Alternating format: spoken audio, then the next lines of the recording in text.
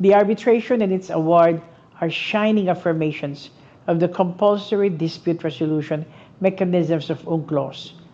It is already an unassailable part of the corpus of international law and has been cited by the International Tribunal in the Law of the Sea, ITLOS, in their advisory opinion on climate change last year, as well as by the International Court of Justice, ICJ, in their ruling on the Gabon versus Equatorial Guinea case on sovereignty and maritime delimitations earlier this year.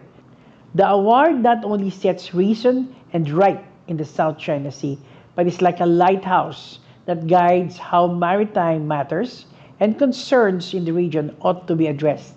It is a telling reminder to the world that all countries, regardless of size, might, or capacity, must meet their duties and obligations, especially under UNCLOS, including compliance with rulings by its legitimate tribunals and bodies.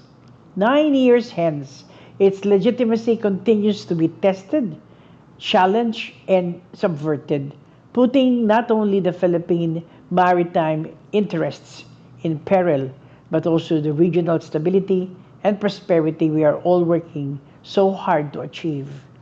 It is worrisome that China has continued to reject the binding arbitral award and persists with illegal, coercive, and aggressive actions under cover of a revisionist, self-serving interpretation and application of international law, particularly UNCLOS.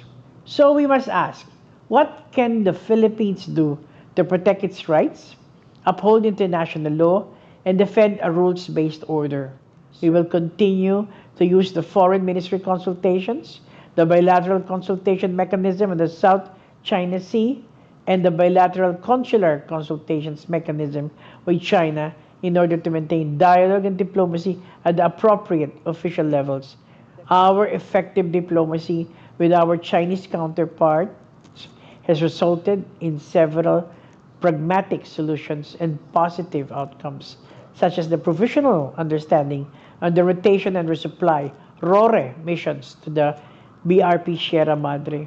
And when we are now in the process of developing non-sensitive areas of cooperation between our coast guards and our scientific and technical institutions. If we can engage our most challenging relationships, then surely we can produce effective strategic outcomes with our allies, partners, and other like-minded countries. We are constantly looking to create a tapestry of multilateral and bilateral engagements that bolsters our positions and broadens our capacities. But the Philippines will not waver in firmly rejecting attempts to undermine the award and international law.